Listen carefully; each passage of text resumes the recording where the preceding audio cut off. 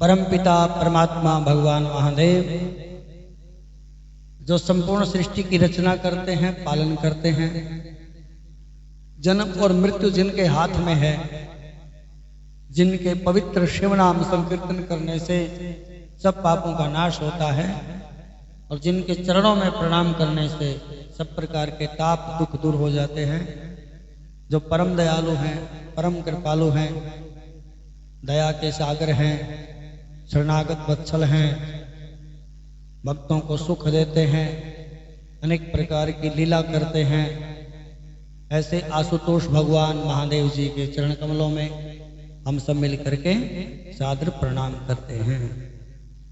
बोलो शंकर भगवान की जय। भगवान महादेव के चरित्र ब्रह्मलोक में ब्रह्मा जी के मुखारविंद से देवर्षि नारद सुन रहे हैं और नैमिष तीर्थ में सूत जी महाराज 88,000 ऋषियों को ये कथा सुना रहे हैं।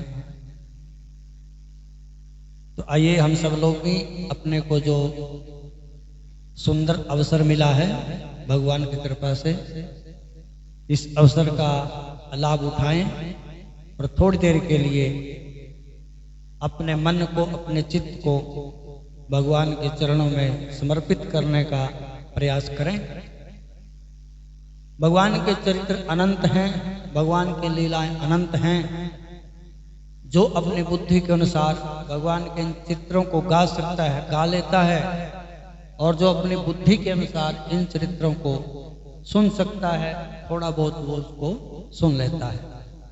बोलने वाला भी भगवान की कृपा से ही बोलता है और सुनने वाला भी भगवान की कृपा से ही सुनता है।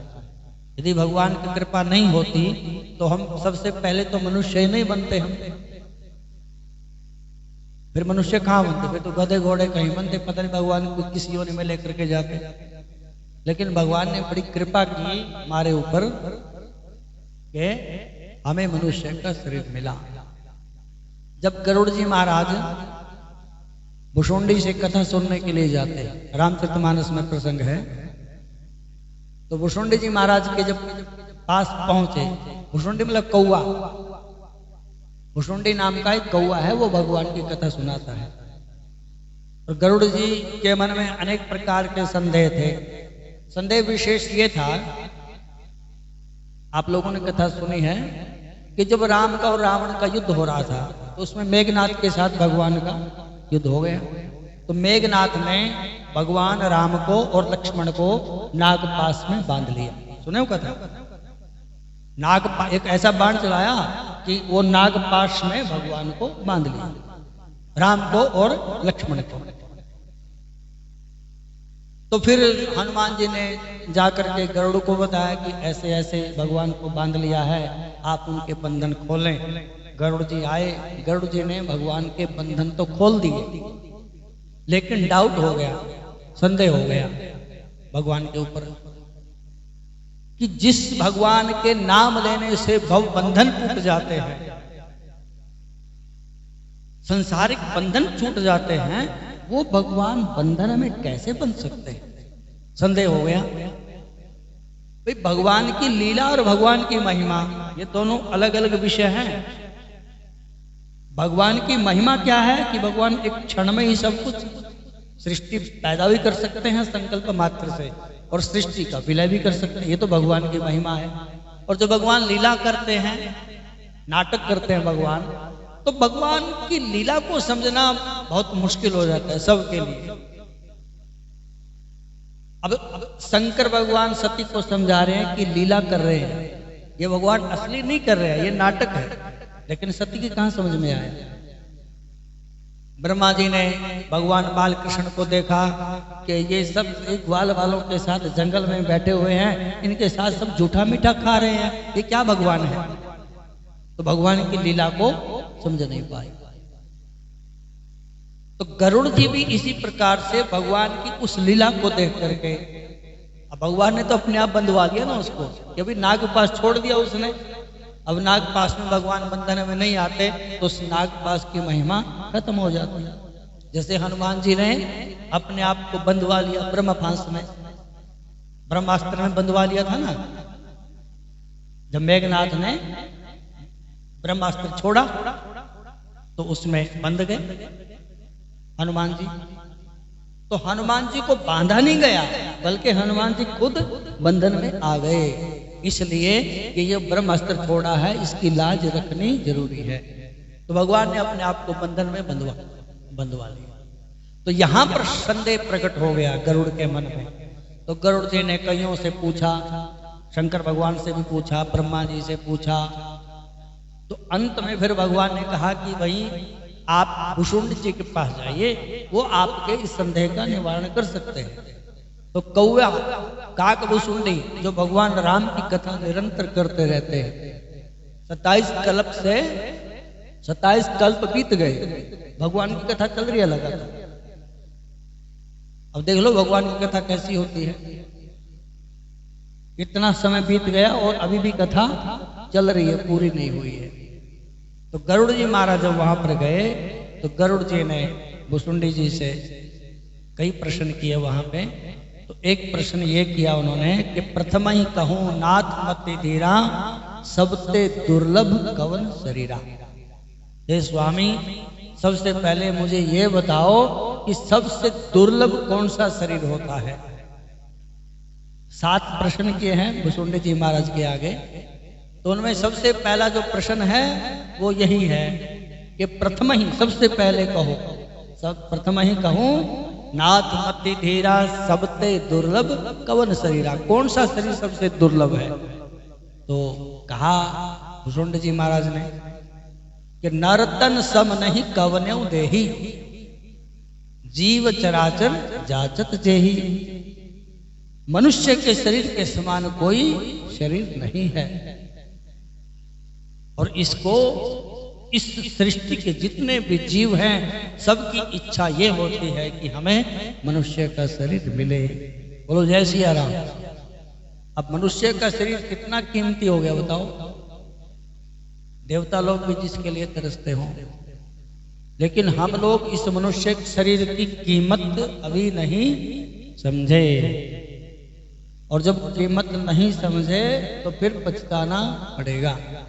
और फिर परलोक में जब जाएंगे तो फिर यमराज पूछेंगे, डंडा लेकर के पूछेंगे, ऐसे थोड़ी, कान पकड़ेंगे, डंडा लेंगे, पहले 2-4 लगाएंगे, फिर पूछेंगे हाँ भाई क्या करके आए हो।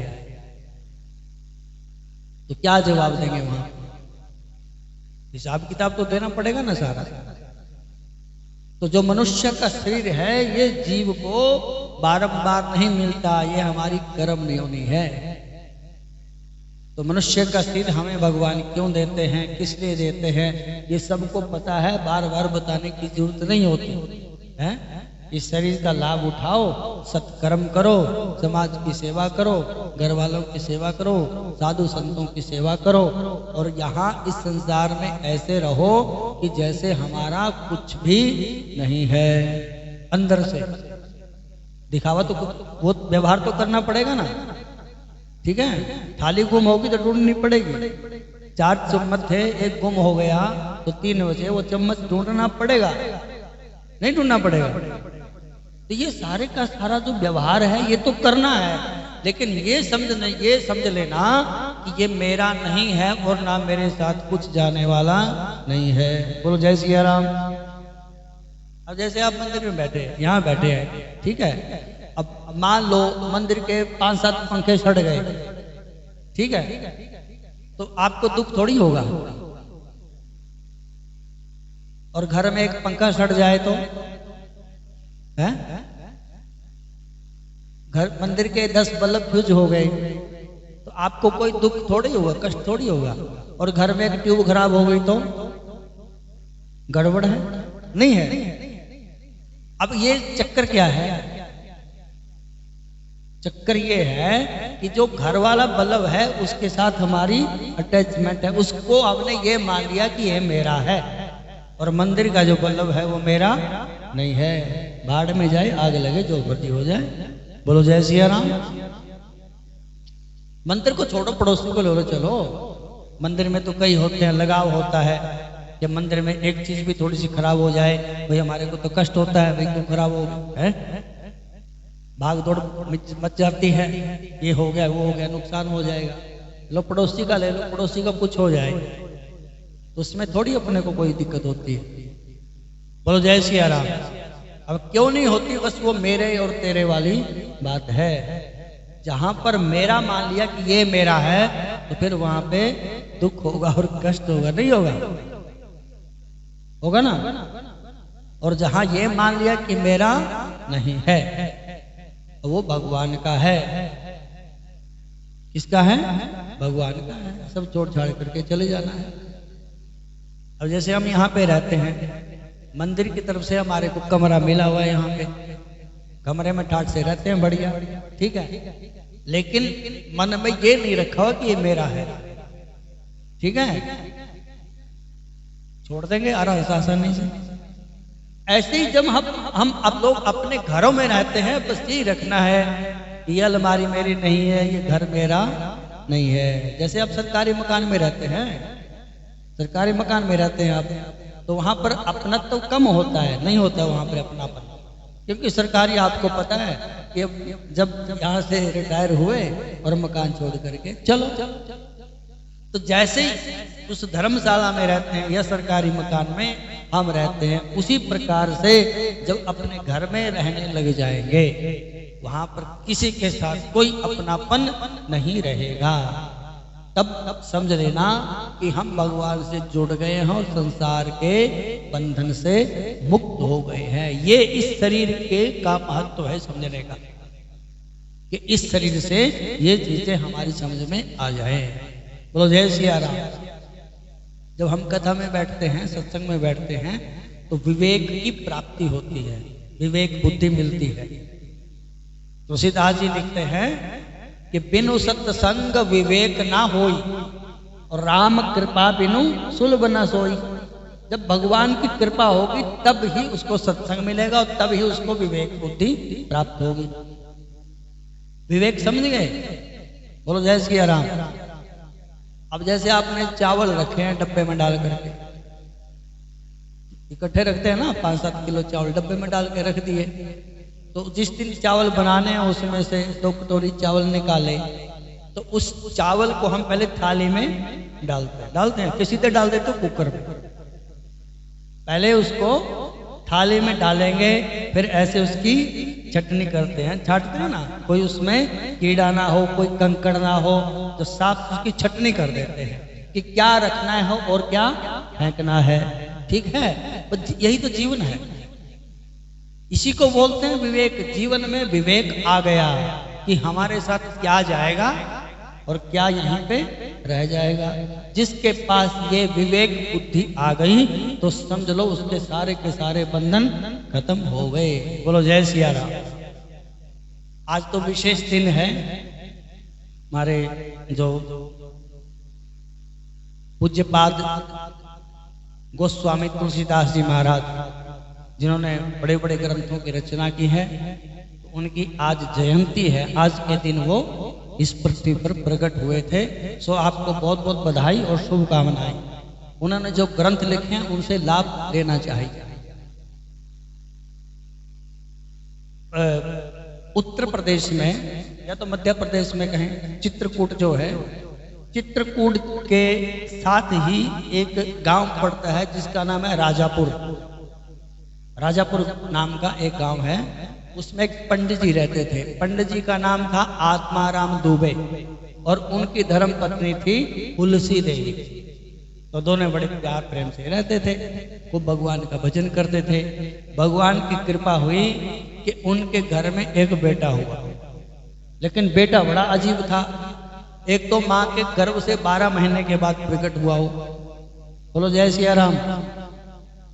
12 महीने के बाद प्रकट हुआ और फिर उसके मुख में 32 के 32 दांत पैदा होते ही, और फिर रोए ना, तो हम क्या समझेंगे? अब शगुन समझेंगे कि बेटा ठीक नहीं है। वो जिसके जन्म लेते जिसके 32 दांत हो तो वो ठीक थोड़ी समझेंगे। और फिर मूल में पैदा हो, मूल नक्षत्र अभुक्त मूल बोला गया उसको। तो गोस्वामी तुलसीदास जी ऐसी, वो गोस्वामी तुलसीदास जी की कथा है ये। तुलसीदास जी जब प्रकट हुए श्रावण महीने की सम्मत 1554 में, जैसे सम्मत होते हैं ना अपने देसी साल, आजकल जो चला हुआ है 2024, यानी उनका हम 470 वर्ष पहले की बात है। 1554 ईस्वी में श्रावण मास के शुक्ल पक्ष की सप्तमी तिथि आई तो एक बेटा पैदा हुआ आत्माराम दुबे जी के घर में। और शरीर कितना था उसका, जैसे 5 वर्ष का बालक होता है। तो आत्माराम दुबे जी घबरा गए, ये कैसा बेटा हुआ, रोए ना। जब उसने मुंह खोला तो उसने राम बोला। क्या बोला? राम। और उसका नाम ही यही रख दिया, राम बोला। क्या नाम रखा? राम बोला, नाम रख दिया। तो उसकी माता जी की मृत्यु हुई कुछ दिन बाद। तो उन्होंने कहा कि ये बेटा ठीक नहीं है। उनकी एक धाय थी, एक धाय होती, एक माय होती। माय मतलब जन्म देने वाली, और धाय होती है पालन करने वाली। जैसे भगवान श्री कृष्ण की 2 माँ हैं। पैदा किसने किया? बोलो। देव की माता ने पैदा किया। और पालन किसने किया? यशोदा मैया ने। तो देव की माँ उनकी माँ है, और जो यशोदा है वो उनकी धाय है सिद्धांत के रूप में। वैसे दोनों को मैया ही बोलते हैं। तो उनकी एक धाय थी, धाय को सौंप दिया किसी बेटे का आप लालन पालन करो। तो कुछ दिन के बाद वो भी भगवान को प्यारी हो गई। अभी 4-5 साल के थे। अब घर में कोई बढ़ने ना दे, इनको घूम रहे थे, भटकते रहे थे इधर उधर। लेकिन थे बड़े उच्च कोटि के, कोई संत थे जो माता के गर्भ से प्रकट हुए। जब ये तो भगवान शंकर की प्रेरणा से भगवती पार्वती माता, अन्नपूर्णा माता, इनको हर रोज कहीं ना कहीं कैसे न कैसे भोजन करवा करके चली जाती थी तुलसीदास जी को। तो इस प्रकार करते करते जब 5 वर्ष के हो गए तो इनको एक महात्मा मिले, स्वामी नरहरिदास जी। स्वामी नरहरिदास। तो उनकी दृष्टि इसके ऊपर पड़ गई बालक पे, और इस बालक को अपने साथ अपने आश्रम में ले गए। बोलो जय सिया राम। तो इनको राम नाम मंत्र दिया, जो वैष्णव दीक्षा थी वो इनको दी। और फिर जब 7 वर्ष के हो गए तो इनको यज्ञोपीठ पहनाया गया। यज्ञोपीठ संस्कार हुआ, गायत्री मंत्र की दीक्षा दी गई। इनकी बुद्धि इतनी तेज थी कि एक बार गुरु जी के मुख से जो सुन लेते थे तो इनको फट करके याद हो जाता था। सरस्वती माता की बड़ी कृपा थी। सो सरस्वती माता के चरणों में गोस्वामी जी की स्मृति में ये भेंट चढ़ाते हैं कि बच्चों की जो बुद्धि है माता रानी ऐसी कृपा करें कि हम आपके चरणों में भेंट चढ़ा रहे हैं तो उनकी बुद्धि प्रखर हो, तीक्ष्ण बुद्धि के हो, उनकी स्मरण शक्ति तीव्र हो जाए, जो याद करें उसको फटती सी याद हो जाए। ये इसलिए चढ़ाते हैं। तो तुलसीदास जी की बुद्धि कैसी थी, एक बार जो गुरु जी के मुख से सुन लेते थे उनको उसी समय याद हो जाता था। फिर वो चले गए अयोध्या में गुरु जी के साथ। फिर गुरु जी ने एक बार उनको शुक्र खेत में एक स्थान है वहां पर जा करके भगवान राम की कथा पूरी की पूरी उनको सुनाई जब छोटे थे तुलसीदास जी को। उसके बाद फिर उन्होंने बोला कि भाई आप काशी में जाओ। काशी एक ऐसी नगरी है, एक तो वहां पे विद्वान बहुत है। पहले जो काशी पढ़ करके आता था उसकी बड़ी चर्चा होती थी, उसको बड़े बड़े अनुष्ठानों में पूजा में बुलाया जाता था कि भाई काशी से पढ़ करके आए हैं। और दूसरी बात यह है कि काशी की ऐसी महिमा है कि जिसका शरीर काशी में छूटता है भगवान महादेव की कृपा से उसको वैकुंठ की प्राप्ति हो जाती है। बोलो जय सिया राम। तो गोस्वामी तुलसीदास जी काशी में रहे शेष सनातन जी के यहाँ पर, और लगातार 7 वर्ष से लेकर के 15 वर्ष तक इन्होंने 15 वर्ष लगातार वेद वेदांत की जो शिक्षा, अपने सिद्धांत या व्याकरण या पुराण इत्यादि ये सारे के सारे इनको उन्होंने अध्ययन किया, पठन पाठन किया। तो फिर इनकी लोक में वृत्ति हो गई कि भाई गृहस्थाश्रम के बिना जो घर है वो सूना लगता है। तो गुरु जी की आज्ञा हुई और गुरु जी की आज्ञा से इन्होंने भारद्वाज गोत्र की एक कन्या, उनके साथ इनका विवाह हो गया। बोलो जय सिया राम। तो कई पति पत्नी का इतनी आसक्ति एक दूसरे में हो जाती है कि एक दूसरे के बिना रह नहीं सकते। तो तुलसीदास जी के साथ यही हुआ।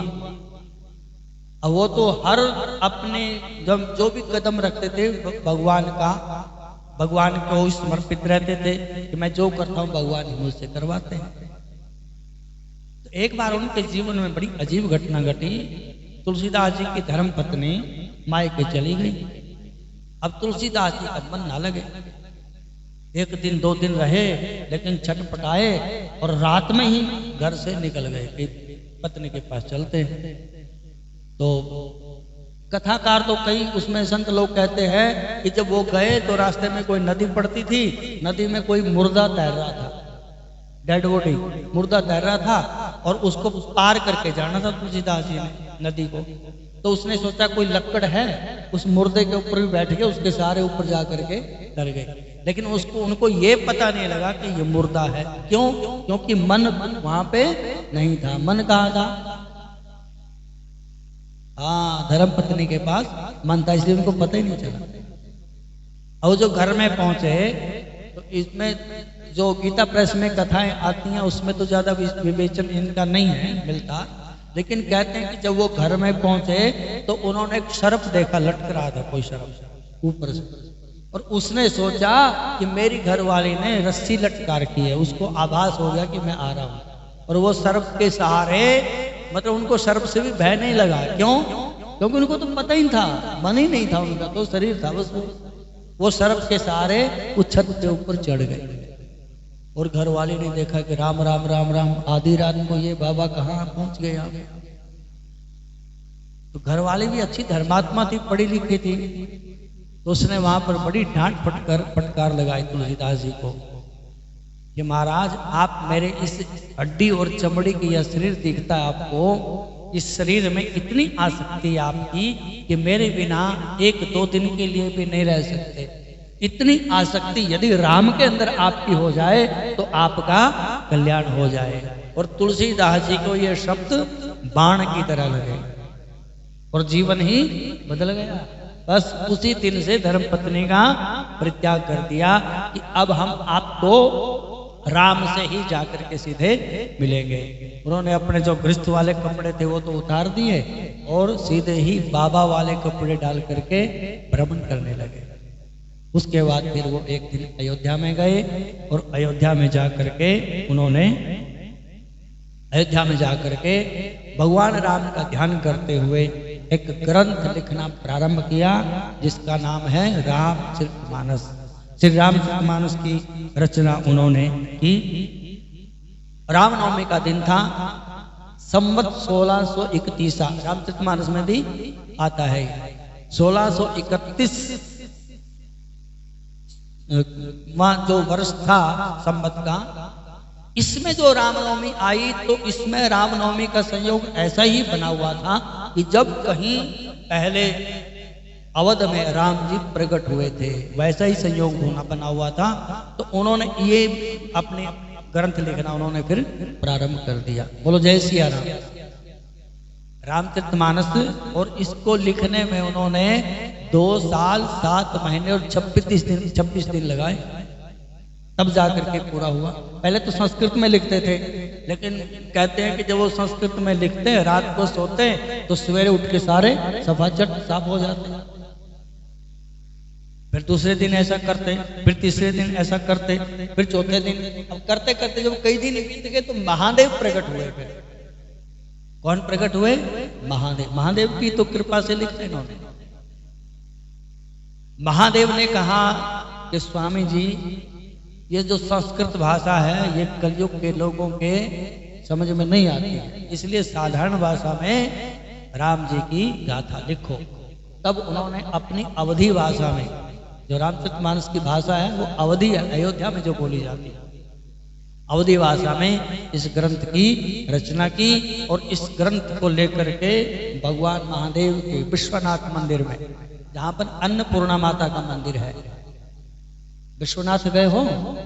काशी काशी गए हो? काशी विश्वनाथ यही बैठे रहते हो, जाया करो।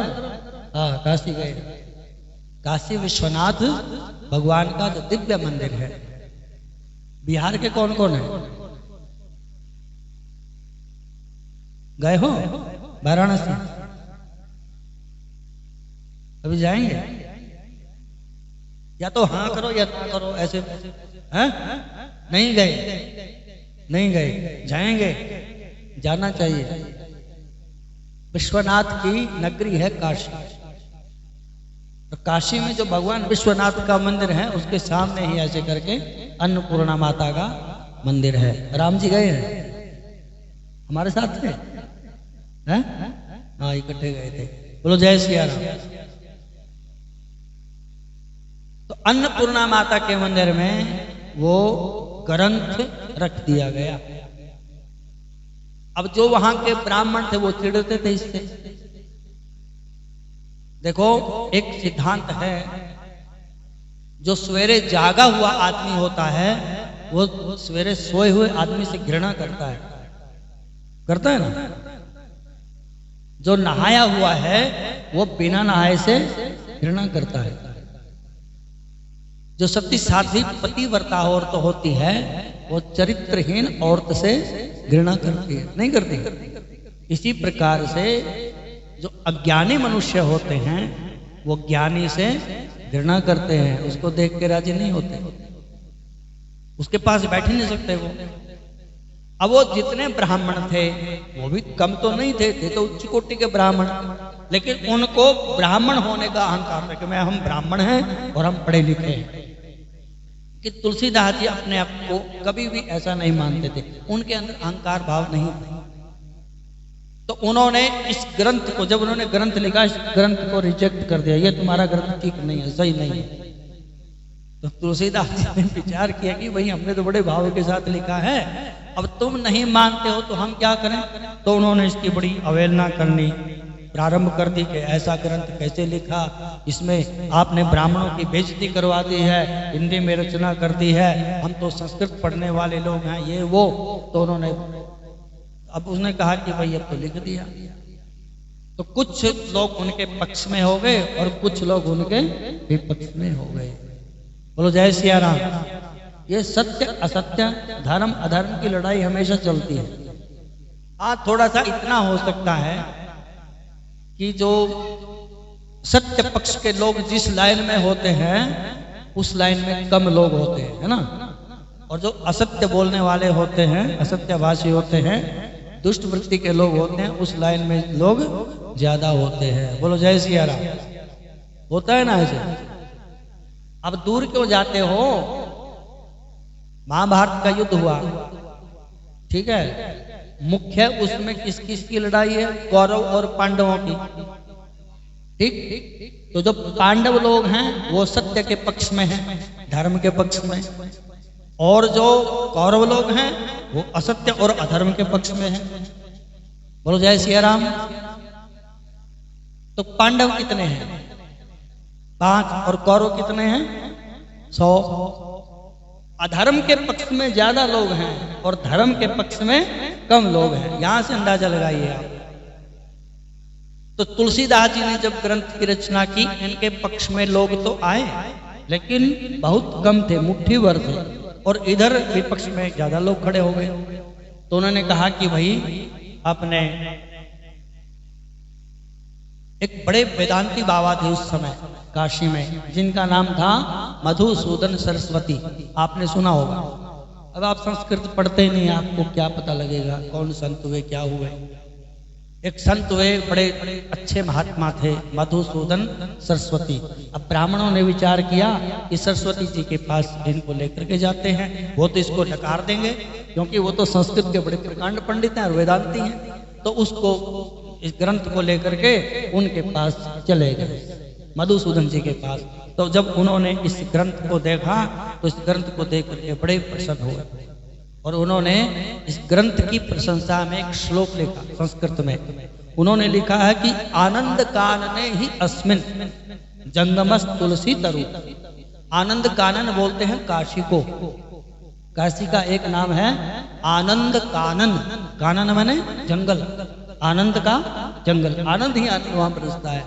आनंद कानने अस्मिन, अस्मिन आनंद कानने, इस काशी में जंगमस्त तुलसी तरु, जो तुलसी है वो चलता फिरता तुलसी का पौधा है।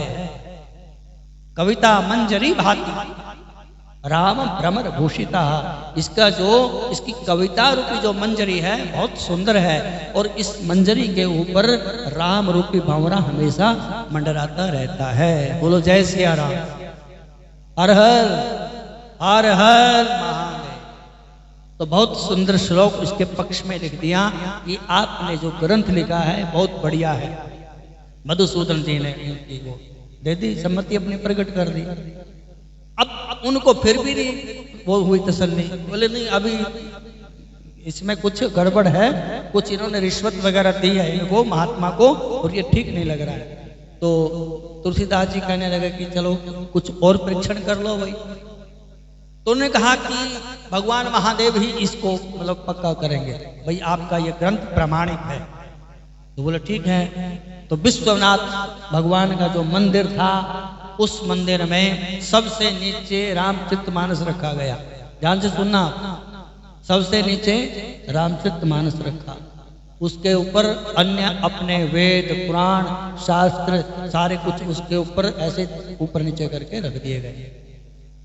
और वहां पर उन्होंने कहा कि भाई यदि आपका प्रामाणिक यह ग्रंथ है तो भगवान महादेव यदि चाहते हैं तो ये सबसे ऊपर आना चाहिए रात को। बताओ कैसी शर्त रखी। अब तुलसीदास जी को तो भगवान को पूर्ण विश्वास था, क्योंकि भगवान की प्रेरणा से ही लिखा था।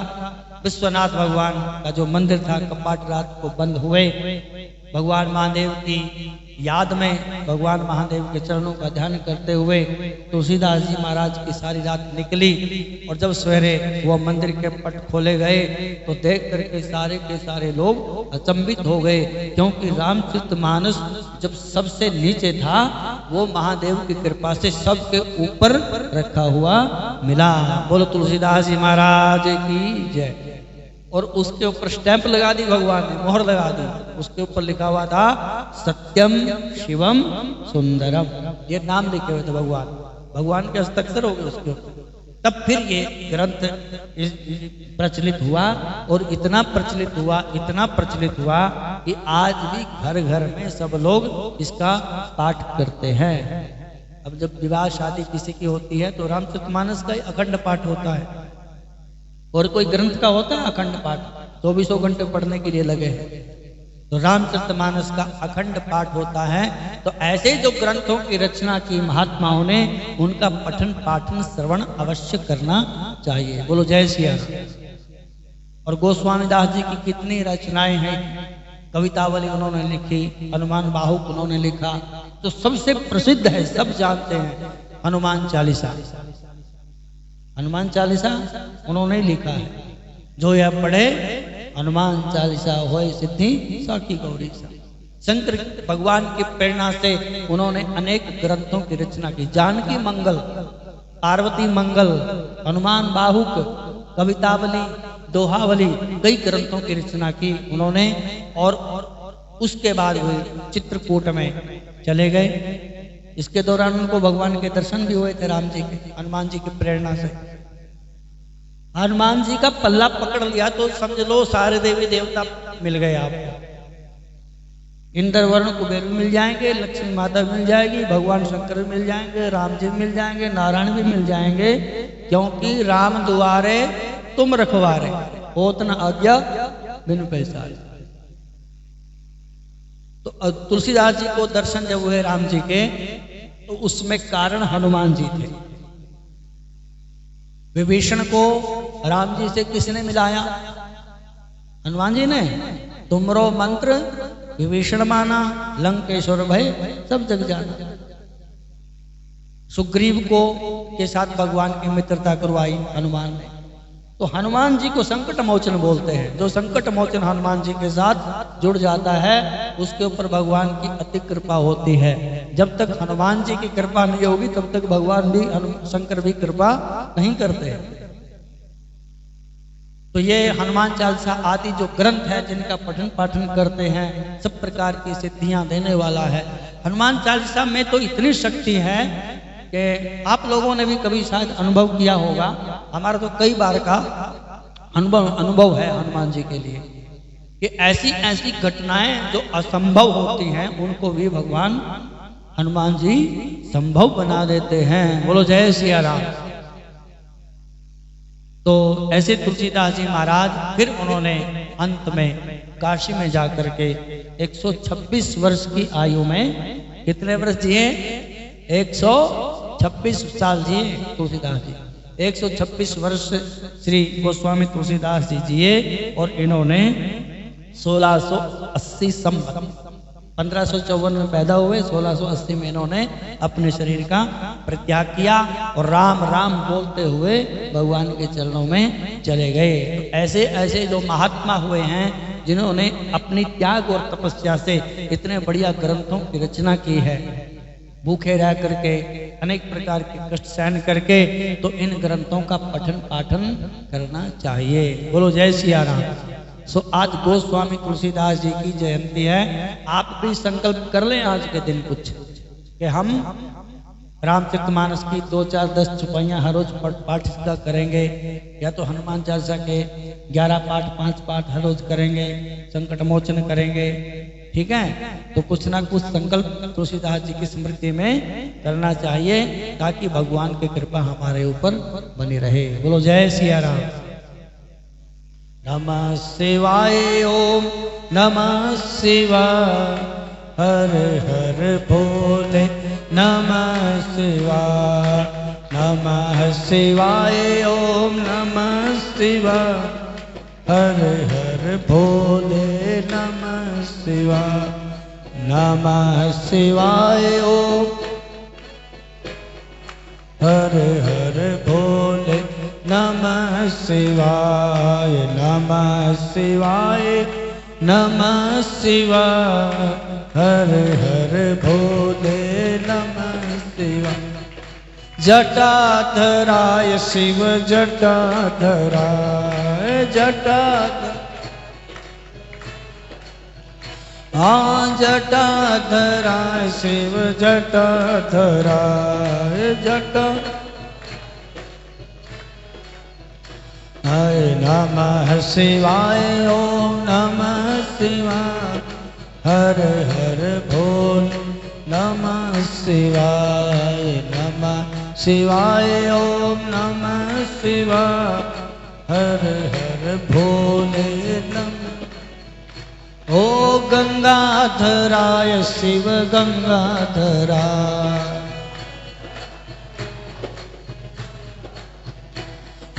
गंगाधराय शिव गंगाधराय गंगाधराय शिव गंगाधराय नमः शिवाय ओम नमः शिवाय हर हर भोले नमः शिवाय नमः शिवाय ओम नमः शिवाय हर हर भोले। रामेश्वराय शिव रामेश्वराय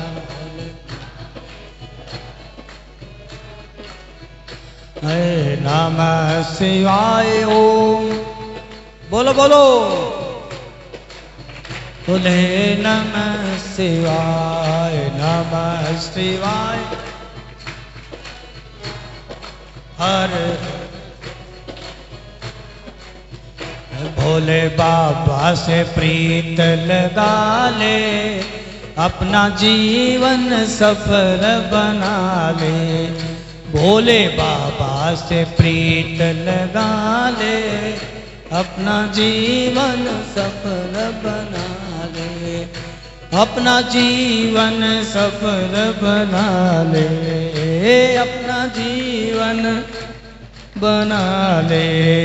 भोले बाबा से प्रीत लगा ले अपना जीवन सफल बना ले, भोले बाबा से प्रीत लगा ले, जीवन सफल बना ले।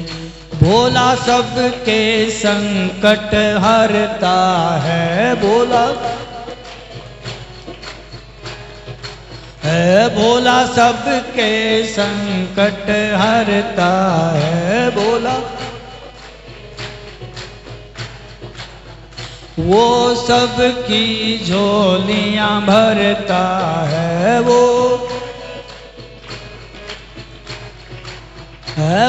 सबकी झोलियां भरता है, वो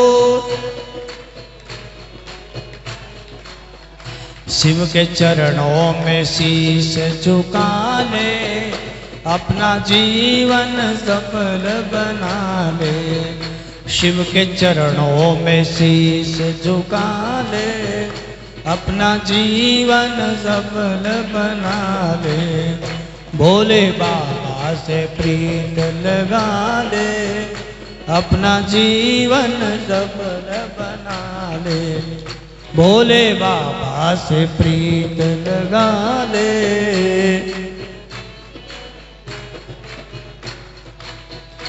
इसकी चौखट पे जो भी आया, इसकी चौखट पे जो भी, इसकी चौखट पे जो भी आया, इसकी चौखट पे जो भी आया, उसने मुँह मांगा फल शिव से पाया, उसने मुँह मांगा फल शिव से पाया, तू भी भोले को अर्ज सुना ले, अपना जीवन सफल बना ले, तू भी बाबा को अर्ज सुना ले, अपना जीवन सफल बना ले, भोले बाबा से प्रीत लगा ले, अपना जीवन सफल बना ले, भोले बाबा से प्रीत लगा ले।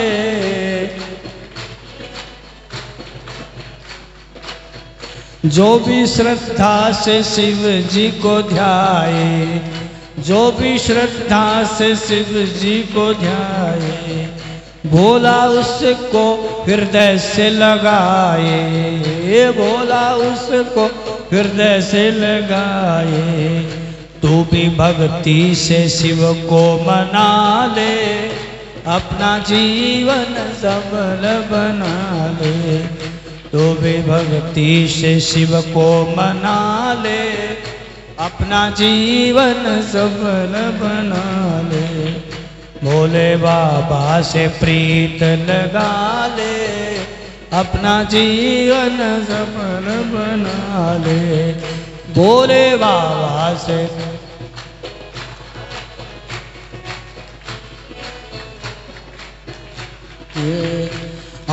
आशुतोष है अवडर दानी, आशुतोष है अवडर दानी, अंग विराजे मात भवानी, अंग विराज मातु भवा, तू भी जय जयकार मौला ले, भोले बाबा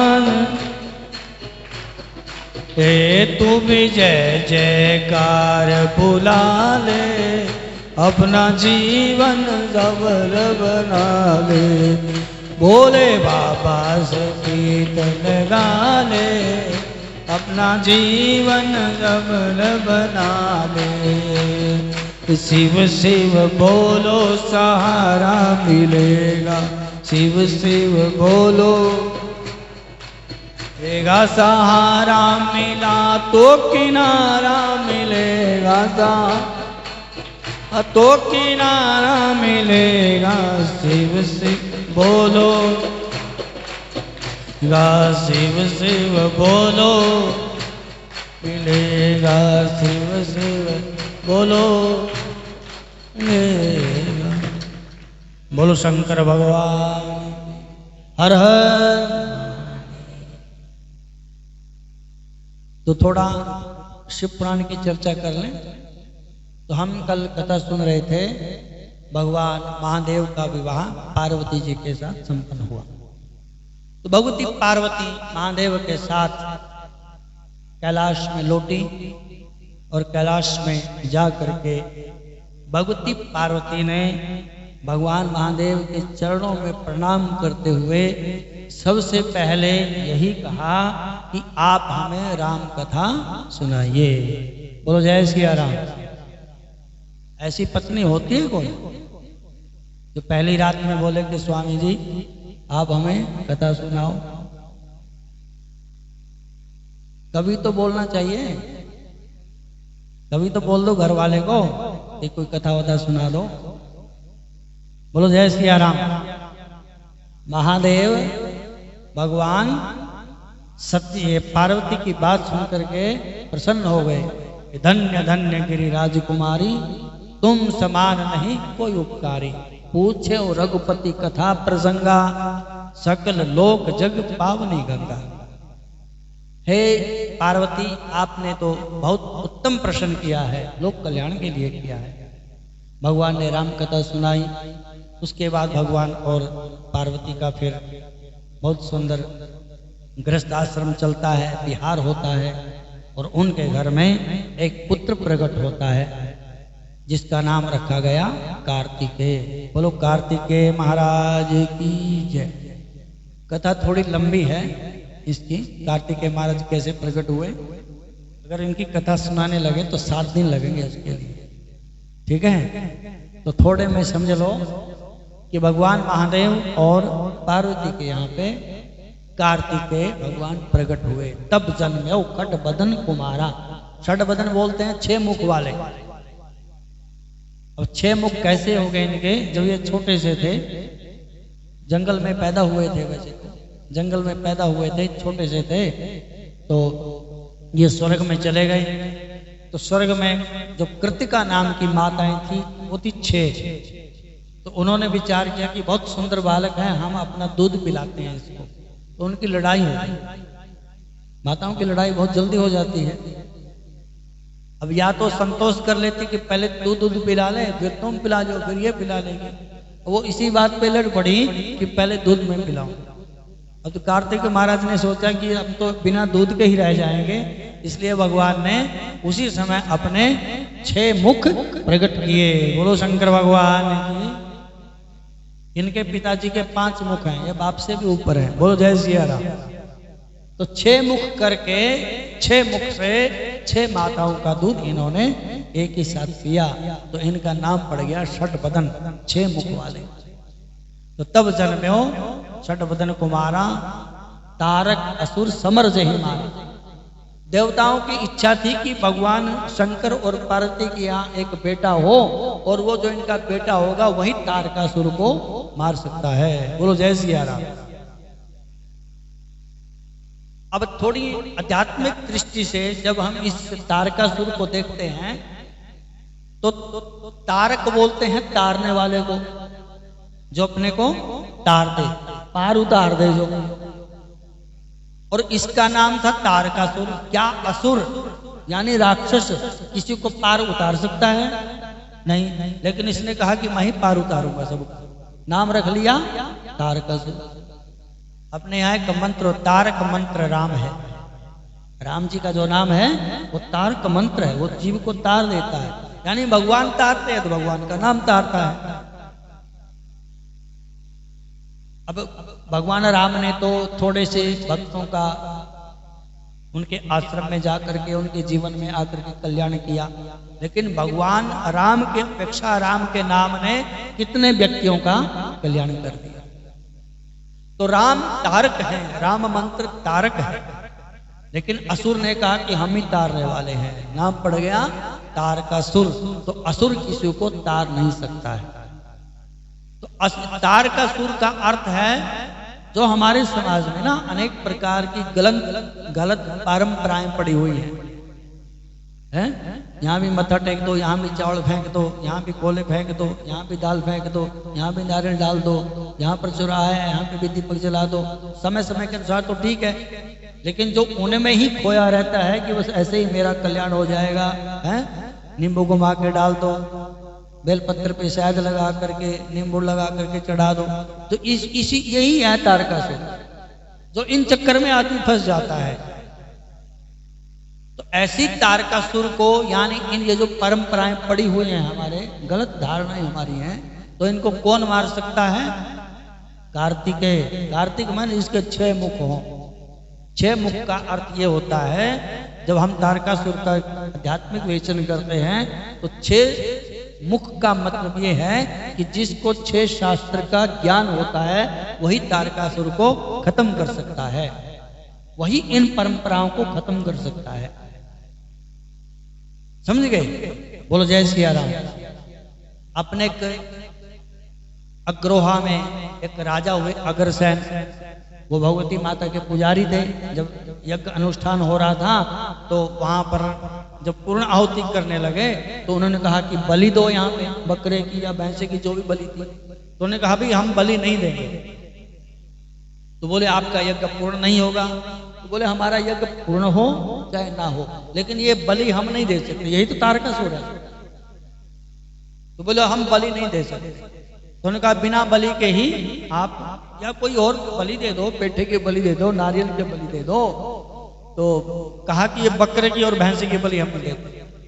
तो जब पूर्ण आहुति हुई उनकी, यज्ञ मंडप में नारियल छोड़ा गया, पूर्ण आहुति छोड़ी गई, तो उस यज्ञ मंडप में से, उस यज्ञ कुंड के अंदर से ही भगवती लक्ष्मी माता प्रकट हो गई। बोलो जय सिया राम।